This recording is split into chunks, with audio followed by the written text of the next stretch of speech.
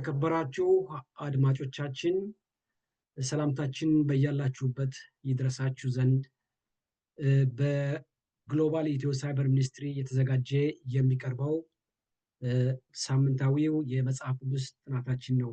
በዚህ ሳምንት የጸጋ ማስታወሻ በሚል ርዕስ እኔና ወንድሞቼ ይዘን እንቀርባለን። ወደ መጀመሪያ እንግዶችን ማስተዋወቅ እወዳለሁ። ወንድም ፓስተር አባይ፣ ወንድም በቀለ፣ እንዲሁም ወንድም ደበበ፣ እንዲሁም አበበ እኔ ከቶሮንቶ ይዘንላችሁ እንቀርባለን። ከዛ በፊት ግን የእግዚአብሔር መንፈስ አስተማሪያችንና መሪያችን እንዲሆን አጭር ጸሎት እናድርግ፣ እንጸልይ። በተቀደሰ ማደሪያ የምትገኝ እግዚአብሔር አባታችንና አምላካችን እጅግ አድርገን እናመሰግንሃለን። ለሁላችን ቃልህን እንድናጠና ይህን ጊዜ ስለሰጠህን፣ ከሁሉ በላይ ደግሞ ይህን የሚያዳምጡ ወንድሞችና እህቶች እንድትባርክ፣ በትምህርቱ እንዲባረኩ፣ ለሰማይ እንድንዘጋጅ እንድትረዳን እንጸለያለን። ጊዜ ሰዓቱን ተረከብ፣ በሕያውና በቅዱስ ልጅህ በኢየሱስ ስም አሜን። እንግዲህ ርዕሳችን የጸጋ ማስታወሻ ይላል። የተወሰደልን ዋና መታሰቢያ ጥቅሳችን የሚገኘው በኢያሱ ምዕራፍ 4 ቁጥር 23 እና 24 እንደዚህ ይነበባል።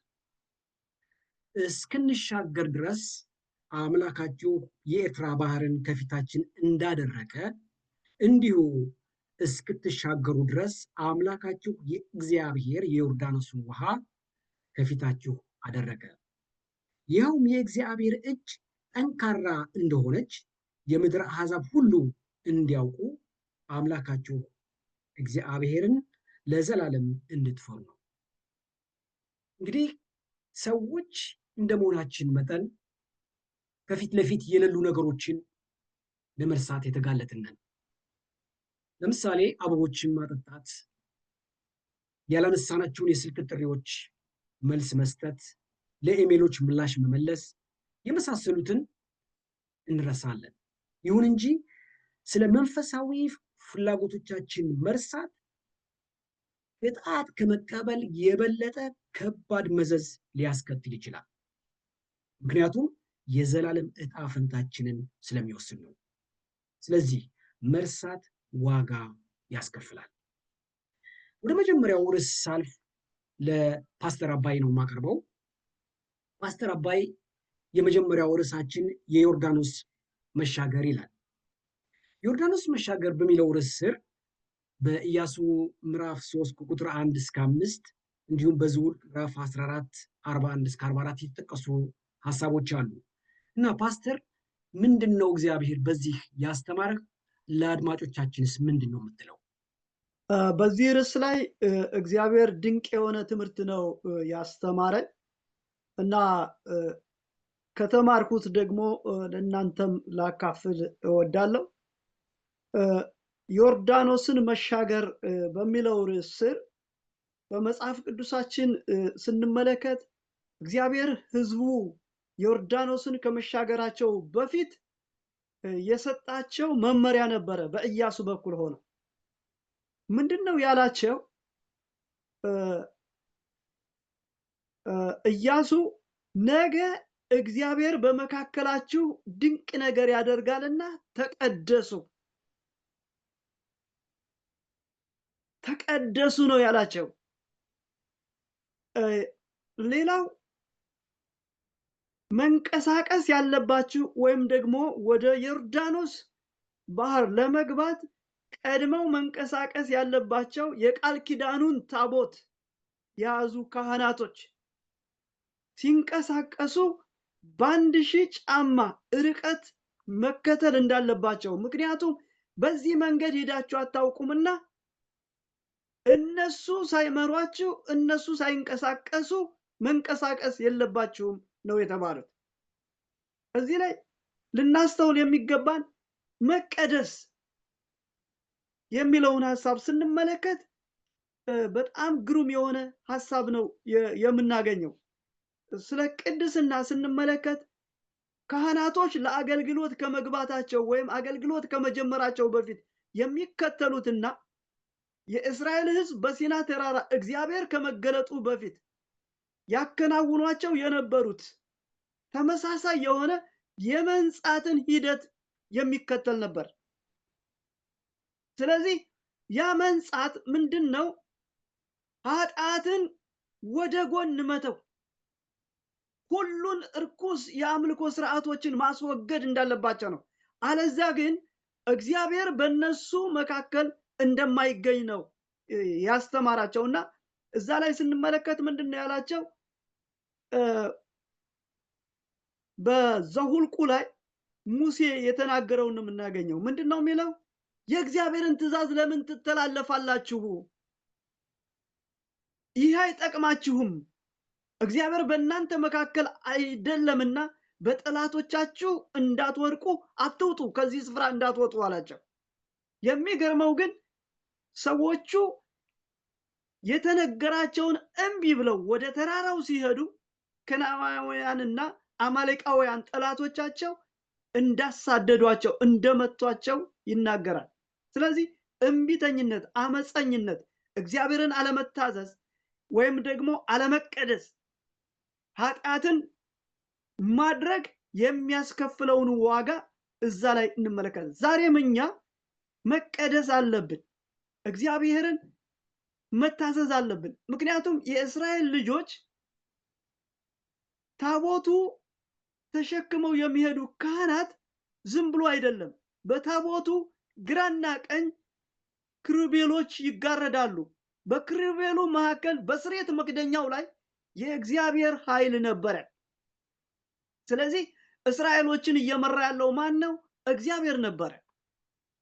ስለዚህ እግዚአብሔር የሚነግራቸውን መመሪያ ተከትለው የማይጓዙ ከሆነ በእግዚአብሔር መንገድና በእግዚአብሔር ጊዜ ካልሄዱ ዮርዳኖስን መሻገርና የተስፋዋን ምድር መውረስ እንደማይችሉ ነው የተነገራቸው። ምክንያቱም ድል ማድረግ የሚችሉት ወይም ደግሞ ወደ ቦታው መግባት የሚችሉት የሚሳካላቸው የእግዚአብሔርን መንገድና ጊዜ ሲከተሉ ብቻ ነው። አለዛ ግን መግባት አይችሉም። ምክንያቱም በታቦቱ መገኘት የተገለጠው አምላክ ድል መንሳቱን እየመራ በእስራኤል ፊት ወደ ከነዓን የገባው እርሱ ነበረ። ያለ እርሱ መግባት አይችሉም። ግን አንዲት ነገር ብዬ ልጨርስ ያሁኑን ሐሳብ። በዛ በታቦቱ ውስጥ ወይም በቃል ኪዳኑ ታቦት ውስጥ 3 ዋና ነገሮች አሉ። እነዛ ዋና ነገሮች በእስራኤል ሕዝብና በእግዚአብሔር ያለውን የተለየ ዝምድና የሚያመላክቱ ናቸው። 3 ነገሮች ምንድናቸው? አንደኛው የቃል ኪዳኑ ታቦት ነው። በቃል ኪዳኑ ታቦት ውስጥ ደግሞ ያለው የእግዚአብሔር ትእዛዛት ነበረ። ያ የሚያመላክተው በእግዚአብሔርና በእስራኤል መካከል ያለውን የቃል ኪዳን መሰረት የሆነውን 10ቱን ትእዛዛት ነው የምንመለከተው። ሌላው ሁለተኛው ደግሞ የሊቀ ካህኑ የአሮን በትር። ምንድነው ይህ የሊቀ ካህኑ የአሮን በትር እዛ መገኘት ምንን ያመላክተናል? እውነተኛ የክህነት ለማቅረብ የእግዚአብሔርን ስልጣን ነው የሚያመላክተው። ይሄውም ደግሞ የላቀውን የክርስቶስን ክህነት የሚያሳይ ነበረ። በዮሐንስ ወንጌል 1:12 ለተቀበሉት በስሙም ላመኑት የእግዚአብሔር ልጆች የሆኑ ዘንድ ስልጣን ሰጣቸው ይልና አንደኛ ጴጥሮስ 2:9 ደግሞ ከጨለማ ወደሚደነቅ ብርሃን የጠራችሁን የእሱን በጎነት ትናገሩ ዘንድ የንጉሥ ካህናት ቅዱስ ሕዝብ ሆናችኋል ብሎ ይናገራል። እና ይሄን ስልጣን የሰጠው እግዚአብሔር ነውና ያ ስልጣን መገለጫ ነበረ የአሮን በትር። ሶስተኛው መና ያለበት የወርቅ ሞሰብ ነበረ። ይሄንን የምናገኘው እነዚህ 3ቱንም ዕብራውያን 9:4 ላይ ነው። ያ የመና ያለበት የወርቅ ሞሰብ ደግሞ የሚያሳየው ክርስቶስ ከሰማይ የመጣ የሕይወት እንጀራ መሆኑን የሚያመላክትና ያንን የሚያሳይ ነው። ስለዚህ የሕይወት እንጀራ የሆነውን ኢየሱስን ሁልጊዜ ቃሉን በመመገብና በማመን በሕይወት መኖር እንደሚቻል የሚያሳይ ነው። አመሰግናለሁ። እግዚአብሔር ይስጥልኝ ፓስተር አባይ፣ ጥሩ አድርገህ አብራርተዋል። ወደ ወንድሜ በቀለ ሳልፍ ደግሞ ታምረኛው ሕያው አምላክ ይላል። በተለይ በኢያሱ ምዕራፍ 3 ከ6 እስከ 17 ባለው ላይ ሐሳብ ላይ አንተስ ወንድሜ ምንድነው እግዚአብሔር በዚህ ያስተማረ? ለአድማጮቻችንስ ምንድነው የምትለው?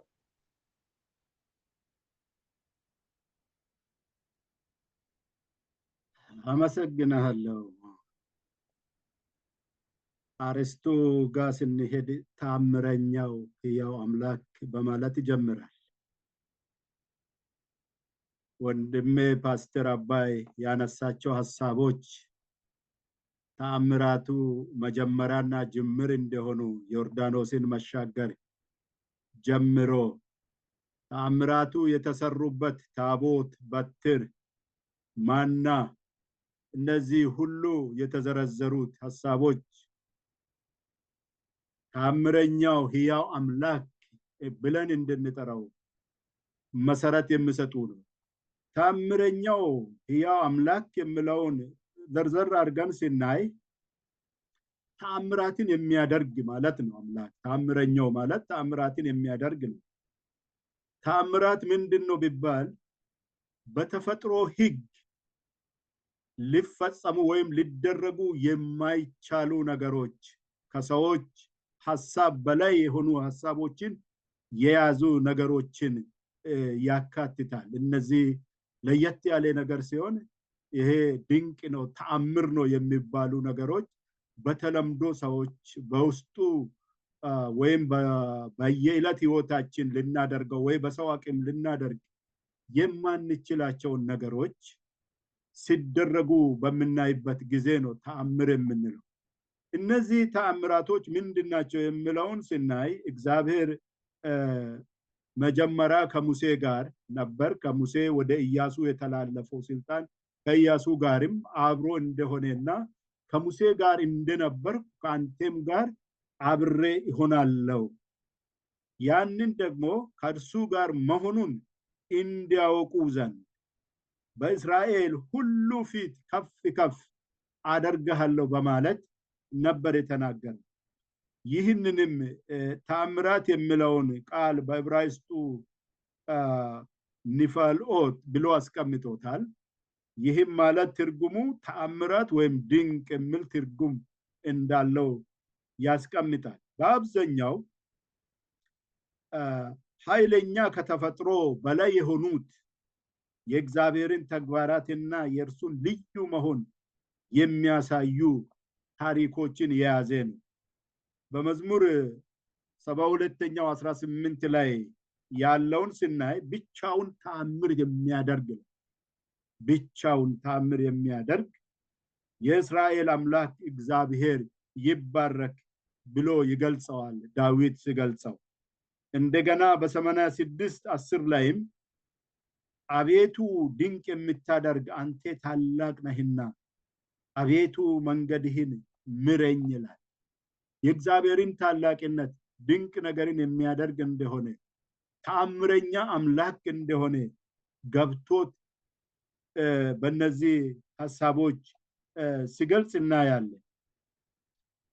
ሌላው ሐሳብ ከዛው ጋር ተያይዞ በልቡ ውስጥ አመስጋኝ እንደሚሆን ተአምራቱን ሁሉ ለመናገር የሚያነሳሳ ነገር እንዳገኘ እግዚአብሔር ከሰራቸው ስራዎች በመነሳት ይህንን በደንብ አድርጎ ያብራራዋል። ስለዚህ ይህ ተአምረኛው ሕያው አምላክ የምንለው በእስራኤል ህይወት በተለይ ከግብፅ እንዴት እንደመራቸው እንዴት ተአምራትን እንደሰራ በአጠቃላይ ከመቅሰፍቱ ጀምሮ የቀይ ባህሩን የዮርዳኖሱን መሻገሮች ቀድም ፓስተሩ ያነሳቸውን ጭምር እነዚህ በሙሉ ትልቅ ተአምር የሆኑ ነገሮች ናቸው። በሰው አእምሮ የማይታሰብ በሰዎች ጥበብና በሳይንስ ዕውቀት ሊደረጉ የማይችሉ ነገሮችን የሚያደርግ ታላቅ አምላክ እንደሆነ ይናገራል። ስለዚህም ነው በዘጸአት 3:20 ላይ እኔም እጄን እዘረጋለሁ በማደርጋቸው ተአምራቴ ሁሉ ግብፅን እመታለሁ ብሎ ለሙሴ ሲናገር እጁን ሲዘረጋ ተአምራት እንደሚሰራ ጭምር ሲነግር እናያለን። ስለዚህ እነዚህ ድንቅና ተአምራት የምንላቸው ነገሮች በጠቅላላው በመዝሙር 78 12 እስከ 16 ባለው ክፍል መጽሐፍ ቅዱስ ዘርዝሮ አስቀምጧቸዋል። እነሱም ምንድነው በግብፅ አገርና በጤኖስ በረሃ በአባቶቻቸው ፊት የሰራውን ተአምራት ይላል። ከዛ ባህርን ከፍሎ አሳለፋቸው፣ ውሆችን እንደ ክምር አቆመ።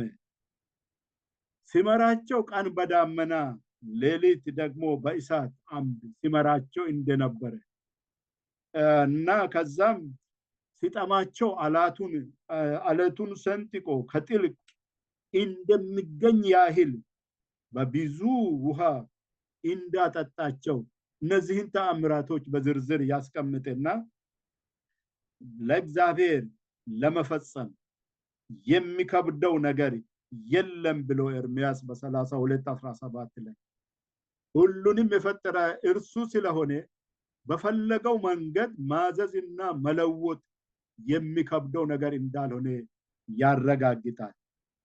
ስሙና ተፈጥሮው ድንቅ ነው የእግዚአብሔር። ስለዚህ ይህንን የእግዚአብሔርን ማንነት በሰዎች አይምሮ መገመት፣ ማብራራት፣ መናገር እስከሚከብደኝ ድረስ ነው ለእኔ የሚታየኝ፣ ቀላል እንዳልሆነ ነው። ስለዚህ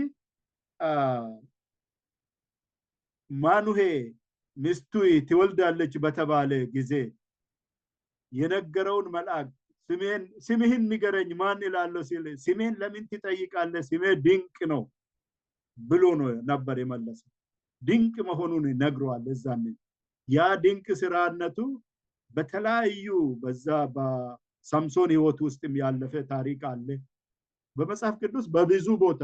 ይሄ ነው ብለን ዘርዝረን ሁሉንም መጨረስ ባንችልም እግዚአብሔር ታላቅ አምላክ እንደሆነ፣ ምስጋናው ብዙ እንደሆነ፣ በአማልክት ላይ የተፈራ እንደሆነ፣ የአሕዛብ አማልክት ሁሉ አጋንንት ናቸው፣ እግዚአብሔር ግን አዳኝ ፈዋሽ ሰማይንና ምድርን የፈጠረ እንደሆነ ዳዊት በ96:5 ላይ ይናገራል። ስለዚህ እግዚአብሔር እንዲህ ይላል ዘካርያስ ደግሞ በ6:8 ላይ ምዕራፍ 6:8 ላይ ሕዝቤን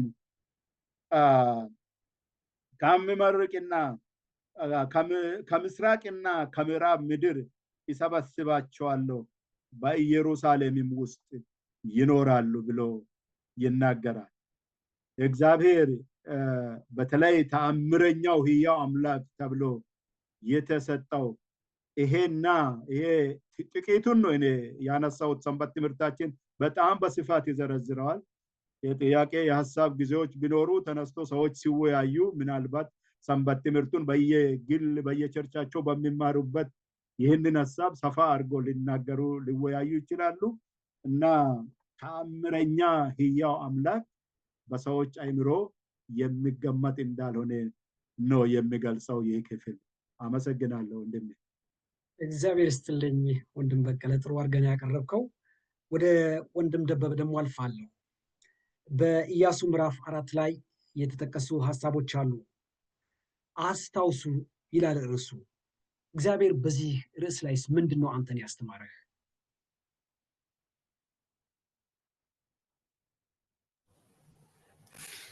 እግዚአብሔር ይስጥልኝ ወንድሜ አበበ፣ ጋሽ በቀለ፣ ፓስተር አባይ፣ ሁላችሁንም እግዚአብሔር ይባርካችሁ። ይህንንም የሚያዳምጡት ወገኖች ሁሉ እግዚአብሔር ይባርካቸው። በጣም ድንቅ ትምህርት ነው። አዎ ይሄ ክፍል አስታውሱ ይላል። ርዕሳችንም አጠቃላይ የዚህ ጥናት ርዕሳችን የጸጋ ማስታወሻ ነው የሚለው እና እግዚአብሔር እንድናስታውስ የሚፈልገው ነገር አለ ለዘመናት በትውልዶች ሁሉ። በተለይም በዚህ ቦታ ኢያሱ ህዝቡን እየመራ ሲሄድ ወደ ዮርዳኖስ እንደደረሱ፣ ዮርዳኖስ ደግሞ የመጨረሻው አቋርጠው የተስፋይቱን ምድር የሚወርሱበት ደጃፍ ላይ እያሉ ያጋጠመ ነው የዮርዳኖስ ወንዝ እና ቅድም እንደተገለጸው ካህናቶቹ መጀመሪያ እንዲገቡ እግዚአብሔር አዘዘ። ከዛ ካህናቶቹ ወንዙ መሃል ላይ ሲቆሙ ወንዙ እንደቆመ እና ህዝቡ እንደተሻገረ ይናገራል። ምዕራፍ 4ን ኢያሱ ምዕራፍ 4ን አለፍ አድርጌ ማንበብ ፈልጋለሁ። ኢያሱም ከየነገዱ አንድ ሰው ከእስራኤል ልጆች ያዘጋጃቸውን 12 ሰዎች ጠራ ይላል። ቁጥር 4 ነው ማነበው። ቁጥር 5 ኢያሱም አላቸው በአምላካችሁ በእግዚአብሔር ታቦት ፊት ወደ ዮርዳኖስ መካከል እለፉ። ከእናንተም ሰው ሁሉ በእስራኤል ልጆች ነገድ ቁጥር በጫንቃው ላይ አንድ ድንጋይ ከዚያ ይሸከም። ከዛ ከወንዙ ውስጥ ካህናቶቹ ከቆሙበት ስፍራ ላይ 12 ድንጋዮችን ከወንዙ ውስጥ መርጠው በጫንቃቸው ተሸክመው እንደወሰዱ በነገዳቸው ቁጥር ልክ ማለት ነው። ቁጥር 6 ምን ይላል? ይህም በመካከላችሁ ምልክት ይሆናል። ልጆቻችሁም በሚመጣው ዘመን የነዚህ ድንጋዮች ነገር ምንድነው ብለው ቢጠይቋችሁ እናንተ በእግዚአብሔር ቃል ኪዳን ታቦት ፊት የዮርዳኖስ ውሃ ስለተቋረጠ ነው። ዮርዳኖስን በተሻገረ ጊዜ የዮርዳኖስ ውሃ ተቋረጠ። እነዚህም ድንጋዮች ለእስራኤል ልጆች ለዘላለም መታሰቢያ ይሆናሉ ትሏቸዋላችሁ ይላል። እና እግዚአብሔር ለትውልዱ ሁሉ መታሰቢያ እንዲያስቀምጡ አደረጋቸው። እግዚአብሔር ያደረጋቸው ድንቅና ታምራቶች ዝም ብሎ ክስተት ሆነው እንዲያልፉ አይፈቅድም። ለትውልድ እንዲተላለፍ ይፈልጋል። ምክንያቱም የመርሳት ባህሪ ያለን እኛ በተለያየ መንገድ የሰው ልጆች እግዚአብሔር ያደረገውን ነገር ይረሳሉ። ሌሎች ሰዎች ያደረጉላቸውን ነገር እንረሳለን፣ ደካሞች ነን። ስለዚህ እግዚአብሔር መታሰቢያ እንድናስቀምጥ እንዳንረሳ ለልጆቻችን የምንነግረው ለአሕዛብም የምንነግረው ለማያምኑ ሰዎችም የምንነግረው ነገር ምልክት ይሰጠናል እግዚአብሔር። ቁጥር 14 በዚያም ቀን እግዚአብሔር ኢያሱን በእስራኤል ሁሉ ፊት ከፍ አደረገው። ሙሴንም እንደፈሩ በዕድሜው ሁሉ ፈሩት ይላል። እግዚአብሔርም ኢያሱን የምስክሩን ታቦት የሚሸከሙትን ካህናት ከዮርዳኖስ እንዲወጡ አዞ እዘዝ ብሎ ተናገረው። ኢያሱም ካህናትን ከዮርዳኖስ ውጡ ብሎ አዘዛቸው። የእግዚአብሔርንም የቃል ኪዳኑን ታቦት የተሸከሙ ካህናት ከዮርዳኖስ መካከል በወጡ ጊዜ የካህናቱም እግር ጫማ ደረቀ። መሬት መርገጥ በጀመሩ ጊዜ የዮርዳኖስ ውሃ ወደ ስፍራው ተመለሰ፣ ቀድሞም እንደነበረ በዳሩ ሁሉ ላይ ሄደ ይላል። ቆሞ ነበር። ቀይ ባህርን ሲሻገሩ ቀይ ባህር የቆመ ውሃ ነው፣ እሱ ተከፍሎ ተሻገሩ። እዚህ ደግሞ የሚጎርፍ ውሃ ነበር። እግዚአብሔር ድንቅ አድራጊው አምላክ ወንድሜ ጋሽ በቀለ እንደነገረን አቆመው። ምንም ይሄንን በሳይንስ ልናረጋግጠው በላብራቶሪ ልንመረምረው አንችልም። እግዚአብሔር ድንቅ የሚያደርግ አምላክ ስለሆነ ይህንን አደረገ። ቁጥር 20 ከዮርዳኖስም ውስጥ የወሰዷቸውን እነዚያን 12ቱን ድንጋዮች ኢያሱ በገልጌላ አቆማቸው። ለእስራኤልም ልጆች እንዲህ ብሎ ተናገራቸው፣ በሚመጣው ዘመን ልጆቻችሁ አባቶቻቸውን እነዚህ ድንጋዮች ምንድናቸው ብለው ሲጠይቁ ለልጆቻችሁ እንዲህ በሏቸው፣ ታስታውቃላችሁ እስራኤል ይህን ዮርዳኖስን በደረቅ ተሻገረ። ቁጥር 23 እና 24 ቅድም መታሰቢያ ላይ ያነበብከው ነው። እስክንሻገር ድረስ አምላካችሁ የኤርትራን ባህር ከፊታችን እንዳደረቀ እንዲሁ እስክትሻገሩ ድረስ ለአምላካችሁ እግዚአብሔር የዮርዳኖስን ውሃ ከፊታችሁ አደረቀ። ይሄውም የእግዚአብሔር እጅ ጠንካራ እንደሆነች የምድር አሕዛብ ሁሉ እንዲያውቁ አምላካችሁንም እግዚአብሔርን ለዘላለም እንድትፈሩ ነው ይላል። እግዚአብሔር ድንቅና ተአምር የሚያደርገው እኛ እግዚአብሔርን እንድንፈራ፣ አሕዛብ እግዚአብሔርን የማያውቁ ሰዎች ደግሞ ለነሱ ደግሞ እንድንነግራቸው። ማን ነው ያሻገራችሁ? ማን ነው እዚህ ያደረሳችሁ? ማን ነው ይሄንን የነገራችሁ ለሚሉን ሁሉ መልስ እንዲሆነን እግዚአብሔር ይፈልጋል። እነዛ ድንጋዮች ከውሃ ውስጥ የወጡት ድንጋዮች በባህሪው በውሃ ውስጥ ያሉ ከወንዝ ውስጥ የምናገኛቸው ድንጋዮች ከውጭ ካሉት ድንጋዮች የተለዩ ናቸው። በጣም ስሙዝ ናቸው፣ የተጠረቡ ናቸው፣ በጣም ለስላሳዎች ናቸው እና ሲጠይቁ ሲመልሱላቸው ማያያዝ ይችላሉ። በዚህ ወቅት ከዚህ ቦታ ያነሳቸዋቸው ናቸው ብለው ሊያያይዙት ይችላሉ። እና እግዚአብሔር ምልክትን አስቀመጠላቸው። ምክንያቱም ልጆቻችሁ ሲጠይቋችሁ ይላል። አንዳንድ ጊዜ ልጆቻችን ላይጠይቁን ሁሉ ይችላሉ። ምክንያቱም ምንም ካልሰሙ ምንም ሂንት ከሌላቸው ከየት እንደመጣን ሁሉ ላይጠይቁን ይችላሉ። አይደንቲቲያችንን ሁሉ ሊጠፋባቸው ይችላል። ስለዚህ እኛ ጥያቄ እንዲፈጥርባቸው ማድረግ አለብን። እግዚአብሔር ያደረገልን ነገር ስለማንነታችን ከየት እንደመጣን እንዴት እዚህ እንዳደረሰን እግዚአብሔር ለአባቶቻችን በመጽሐፍ ቅዱስ ለተገለጡት የእምነት ጀግኖች ሁሉ ማስተማር አለብን። ጥያቄ እንዲፈጥርባቸውና እንዲጠይቁ ማድረግ አለብን ብዬ አምናለሁ። በመጽሐፍ ቅዱስ ውስጥ እንደዚህ አይነት ምልክቶች በተለያየ ቦታ ተቀምጠዋል። በዚህ ጥናት ውስጥም ከተገለጡት ውስጥ አንዱ ቀስተ ደመና ነው።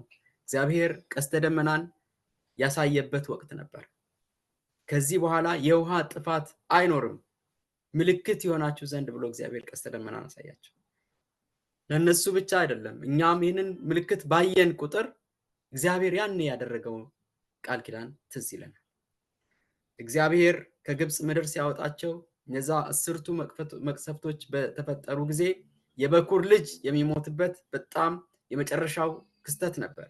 በዛ ሰዓት እግዚአብሔር ለእስራኤላውያኖች በየበግ የጉበናችሁን የበራችሁን ጉበን በደም ቀቡት አላቸው። ያ ምልክት ነበር። እስከ ዛሬ ድረስ ያስታውሱታል፣ እናስታውሰዋለን። ያ ስርዓት የማለፍ ስርዓት ነው፣ ምልክት ሆኖ ተቀምጦልናል። የሰንበት እረፍት እግዚአብሔር ፈጣሪ ለመሆኑ ምልክት ነው። ለዘመናት ይሄ ምልክት ሆኖ ይኖራል።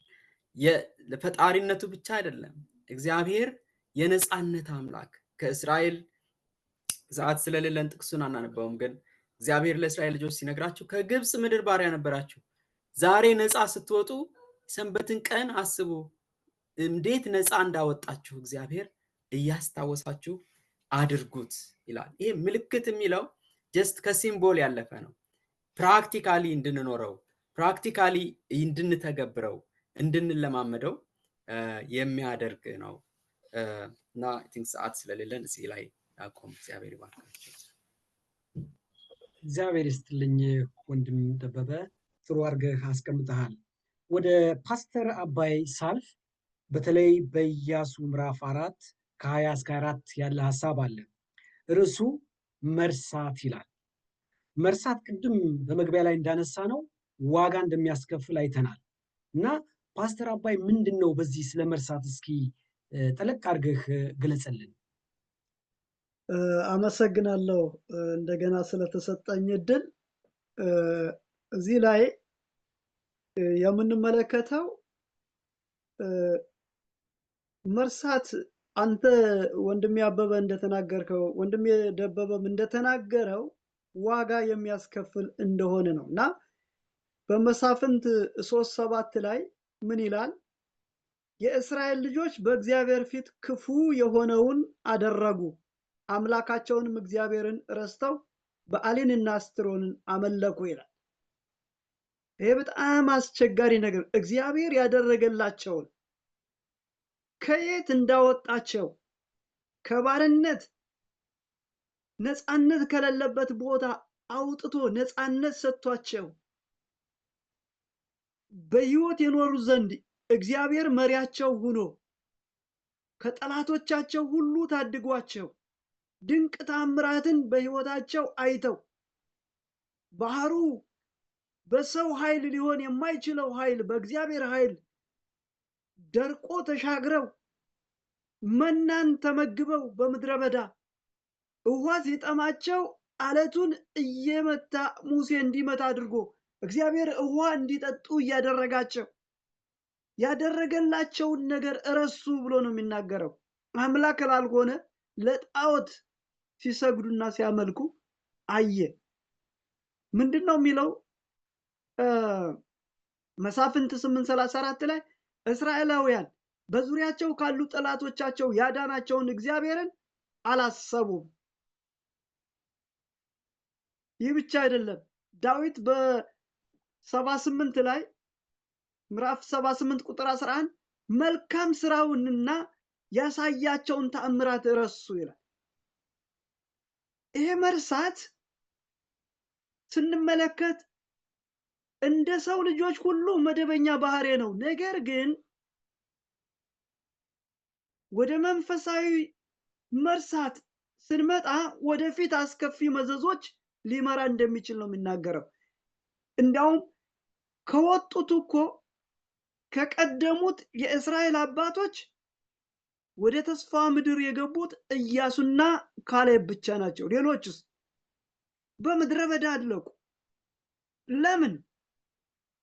የተደረገላቸውን በመርሳት የእግዚአብሔርን ትእዛዝ በመተላለፍ ኃጢአትን በማድረግ ቅድስናን በማርከስ አምላክ ያልሆነውን አምላክ ብለው በማምለካቸው ምክንያት እየተቀሰፉ ጠፉ።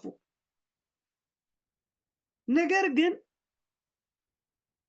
የተስፋ ምድር የወረሱ በምድረ በዳ የተወለዱ ልጆች ነበሩ።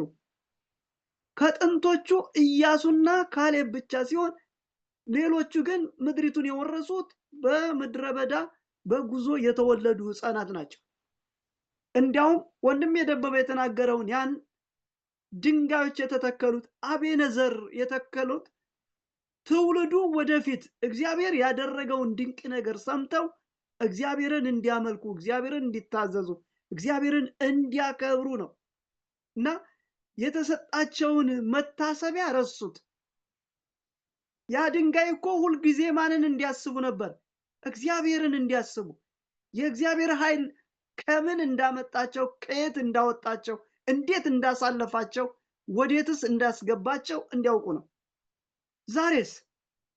ዛሬም ቢሆን ልዩ ጥሪ ተልኮ ያለው ህዝብ እንደ መሆናችን መጠን ማንነታችን ጠብቀን ለማቆየት ከፈለግ ከየት እንደመጣን ማን እንደሆን እና የምንኖራቸውን እያንዳንዱ የመኖራችንን ምክንያት ላይ ማተኮር የግል ሆነ የድርጅት መንፈሳዊ ትውስታን የምናድስበት አጋጣሚ መፍጠር አለብን።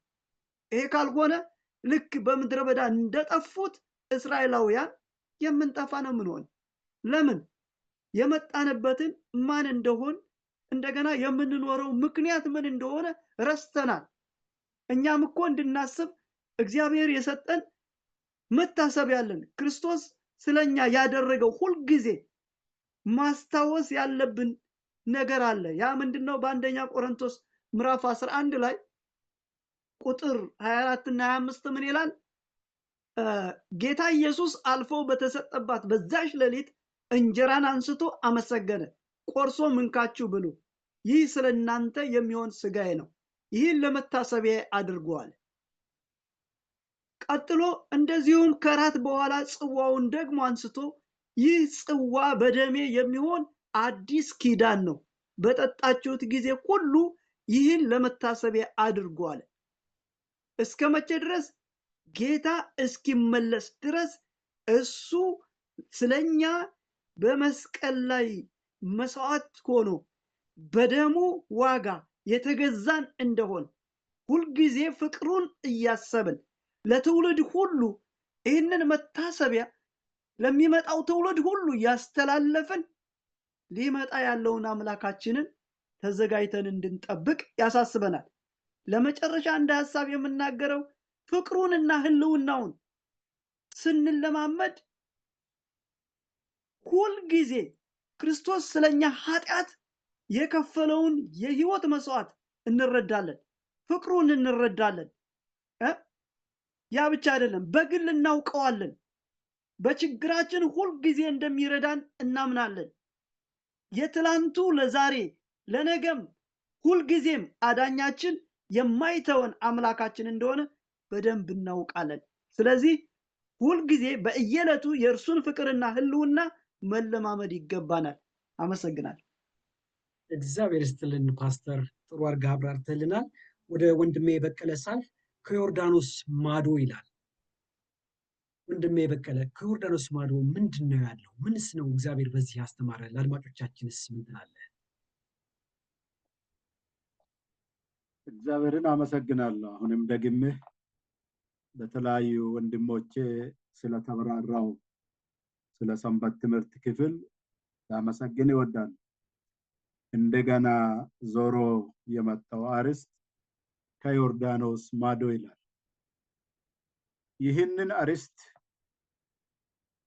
ምን ማለት ነው ብዬ ስመለከተው ዮርዳኖስ አለ፣ ማዶ አለ፣ ማዶ ሳንሻገር በፊት ደግሞ በዚህ በኩል ከዮርዳኖስ በፊት የነበረው ክፍልም አለ። እነዚህ ሶስቱንም ክፍሎች ይዳስሳል ከዮርዳኖስ ማዶ የሚለው ሐሳብ። ይህ ዮርዳኖስ ታሪክ ደግሞ በዚህ በሰንበት ትምህርቱ በዚህኛው በሐሙሱ ክፍል እንደተጠቀሰው ብዙ ታሪካዊ የሆኑ ነገሮች የተሰረበት ያለፉበት ነው። ከእስራኤል ልጆች ታሪክ ጀምሮ እንዴት እንደተሻገሩ ከኢየሱስ ክርስቶስ ጋር ያለውን ታሪክ ሲናይ ማጥምቁ ዮሐንስ በዮርዳኖስ ወንዝ ሲያጠምቅ ሄዶ እንደተጠመቀ ኢየሱስ ክርስቶስ የተጠመቀበት እና ከዛም ደግሞ የኤልያስ የኤልሳዕ እነዚህ ሁሉ ታሪኮችን ያካትታል።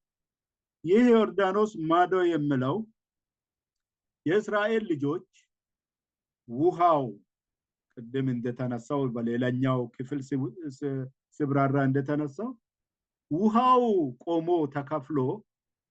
ተከፍሎ አይልም፣ እንደው ወደ ኋላ ተመልሶ ይላል። ቀይ ባህር ነው የተከፈለው። ይህ የዮርዳኖስ ወንዝ በጣም ኃይለኛ ወንዝ ነው። እንደውም በጣም ሞልቶ ነበር ይላል። በዛም ወቅት የመከር ጊዜ ነበር፣ ወንዙም ሞልቶ ነበር ይላል። ይህ የሞላ የሚፈስ ውሃ ነው፣ የተኛ ውሃ አይደለም።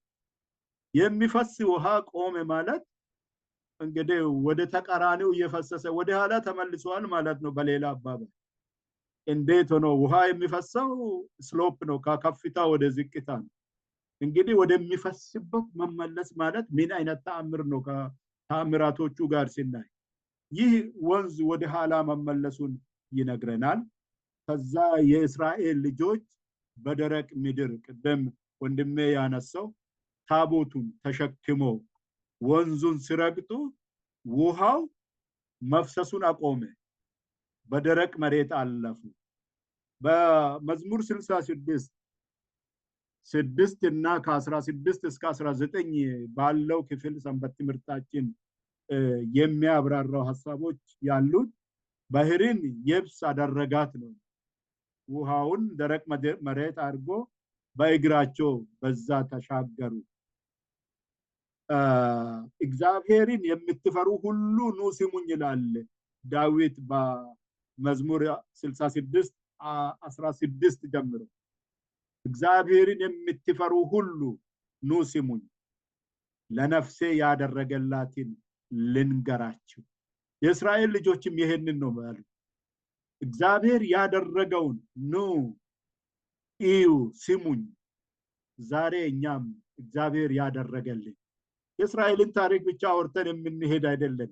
በእኛ ዘመን እግዚአብሔር የሰራውን ነገር ኑ ስሙ። እግዚአብሔርን ድንቅ፣ እግዚአብሔርን ተአምራት ያለፍንበትን መርሳት እንደሌለብን የሚያስታውስ የኛንንም ታሪክ የሚያነሳ ሐሳብ አለ። እኔ እንደው ደፍሬ የማላነበው 66 18ኛው ቁጥር ዳዊት በድፍረት የተናገረው ሐሳብ ሁልጊዜ መጽሐፍ ቅዱስ ይሄንን ክፍል ሲያነብ እኔ አይደለሁም እያልኩ ነው ራሴ የሚሸማቀቅ። በልቤ በደል አይቼ ቢሆን ጌታ አይሰማኝም ነበር፣ አያደርግም ነበር። በምህረቱ አሻገራቸው። በደል ሲሰሩ ሲክዱትም አሻገረ። ዳዊት ግን በድፍረት ስለማንነቱ እየተናገረ ነው። እኛም በእምነታችን ጸንተን ቆመን እንዲህ በድፍረት በኢየሱስ ፊት ራሳችንን ማቅረብ የምንችልበትን ህይወት እንድንለማመድ የሚያሳይ ነው። ስለዚህ እግዚአብሔር የልመናዬን ድምፅ አዳመጠ። 20ኛው ላይ ጸሎቴን ያልከለከለኝ ምህረቱን ከእኔ ያላራቀ እግዚአብሔር ይመስገን። ይህንን እግዚአብሔር ልናመሰግነው ይገባል። የእስራኤልን ልጆች ብቻቸውን አልተውም።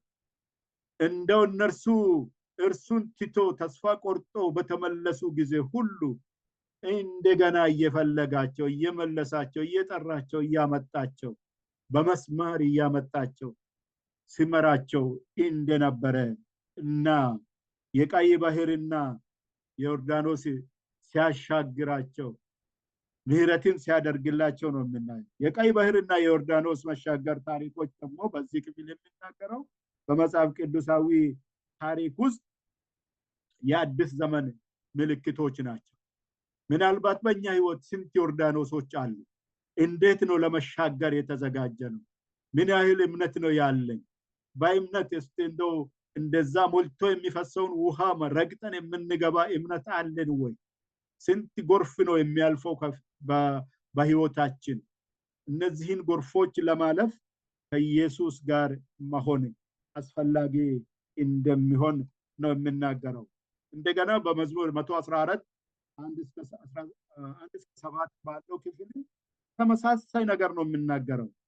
እስራኤል ከግብፅ ያዕቆብ ቤት ከእንግዳ ህዝብ ባወጣ ጊዜ እግዚአብሔር እንዴት አይነት ተአምራትን ሰርቶ እንዳወጣ ይሁዳ መቀደሱ እስራኤልም ግዛቱ እንዳገኘ ከባርነት ወደ ነፃነት ከማጣት ወደ ማግኘት እንደው ምንም ቤት የሌላቸው አገር የሌላቸው አገር ቤት ያላቸው ሰዎች እንዲሆኑ እንዴት እንደረዳቸው የምናገር ታሪኮችን እናያለን። ከዮርዳኖስ መሻገር ማለት በረከት ነው የሚጠብቀን። ማዶ ላይ ያለ ትልቅ በረከት እግዚአብሔር አዘጋጅቶኝ ከባርነት ነፃ የምንሆንበት ከማጣት ወደ ማግኘት ከመገዛት ራስን ችሎ ወደ መኖር እነዚህን ነገሮች ናቸው እያሳየ ያለው። ከዛ በኋላ እንደውም በጣም የሚገርመኝ ዳዊት ውሃውን ጠርቶ እኮ ያናግራል። አንተ ወንዝ ዮርዳኖስ ሆይ እንዴት ነው የሸሻኝ? ወደ ኋላ እንዴት ሄድክ ይላል እና በ114 5 ላይ አንቺ ባህር የሸሸሽ አንቺም ዮርዳኖስ ወደ ኋላሽ የተመለስ ምን ሆናችሁ ነው? እንዴት ሆናችሁ ይላል። ልክ እንደው ተናግሮ የሚመልሱ አይነት አይመስልም? እንደዛ ሲጠይቅ በጣም ይገርማል። እውነትም ነው። እንዴት ነው? ምን ሆናችሁ ነው? እንዴት ነው የተመለሳችሁ? የሚናገሩ ሆኖ ቢነግሩ ኖሮ የእግዚአብሔርን ማንነት ባይን አፍ የላቸውም፣ ይናገራሉ ተፈጥሮ። ስለዚህ እነዚህም በመናገር መልሷል። ያዕቆብ አምላክ ፊት ከጌታ ፊት ምድር ተናወጠች፣ ውሃውም ወደ ኋላ ተመለሰ፣ ባህሩም ተከፈለ። ይህ አምላክ ነው አምላካችን ዛሬ። እነዚህ መሸጋገሮች የቀይ ባህር መሸጋገሩም የዮርዳኖስን መሸጋገር ወይም መሻገሮች የሚያሳዩን በእስራኤል ልጆች ህልውና አስተዋጽኦ ያደረጉ ናቸው። በተለይ ብዙ አስተዋጽኦ አድርጓል። እነዛ መሻገሮች አንድ ጊዜ ከባርነት ወደ ነፃነት ከዛ ከመሬት አልባነት ወደ ሀገርነት ለመቀየራቸው አስተዋጽኦ አድርጓል እና እኛም ጊዜ ቢሆን እነዚህ ምሳሌዎች ከድህነት ረዳት ከማጣት ከውርደት ወደ ዳህንነት እና መዳን እንድንተላለፍ የሚያደርጉ ናቸው። የሚያሻግረን ኢየሱስ ነው። ከዮርዳኖስ ማዶ የሚጠብቁን እነዚህ በረከቶች ናቸው። ቅድም ስለ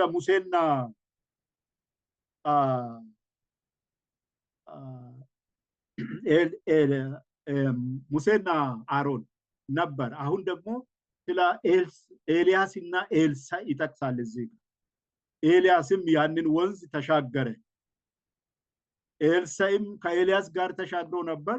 ሲመለስ ደግሞ ብቻውን ተሻገረ። የኤልሳዕን ባርኖሱን ይዞ ተመልሶ በዛ የኤልያስ አምላክ የታለ ሲል ያንን ድምፅ ሰምቶ እግዚአብሔር ባህሩ ከፍሎ አለፈ። ኤልሳዕም ደግሞ መጀመሪያ ረዳት ነቢይ የነበረው ዋና ነቢይነት ያለፈበት ከዮርዳኖስ ማዶ የሚጠብቁት ብዙ ነገሮች ናቸው። ስለዚህ ዮርዳኖስን ለመሻገር ምን ያህል ነው ዝግጅታችን የሚለው ነው የሚያሰገን እንጂ ከዮርዳኖስ ማዶ ያሉ በረከቶች በጣም ብዙ ነው። የሚያሻግረን ደግሞ የታመነ ነው ጌታችን። እርሱ ሁል ጊዜ ከኛ ጋር ነው። ከዛ በኋላ እሱ ራሱ ከተጠመቀ በኋላ ቀጥታ እኮ ከሰማይ ነው በእርግብ መልክ መንፈስ ቅዱስ የመጣ እግዚአብሔር ይህ ነው ልጄ ደስታዬን የሚያይበት ብሎ የመሰከረበት እዛው ነው። ዮርዳኖስን ስናልፍ ኢየሱስ የሞትኩላቸው ህዝቦች እነኚህ ናቸው ብሎ ስለኛም የሚመሰክርበት ይሆናልና ከዮርዳኖስ ማዶ ያለው ነገር ብዘረዘር የሚያልቅ አይደለም። ስለዚህ ከእስራኤል ታሪክ ጋር ብቻ አያይዘን የምናይ ሳይሆን ዛሬ በእኛም ህይወት ብዙ ዮርዳኖሶች አሉ። እንዴት ነው እየተሻገርን ያለ ነው? ከተሻገርን በኋላ የሚጠብቁንን በረከቶችን እያየን ኃይልን በሚሰጠን በክርስቶስ ዮርዳኖሶቻችንን መሻገር እንድንችል ጌታ ይርዳን እያልኩ ይህንን ክፍል አሳጥሬ ማብቃት ይፈልጋል።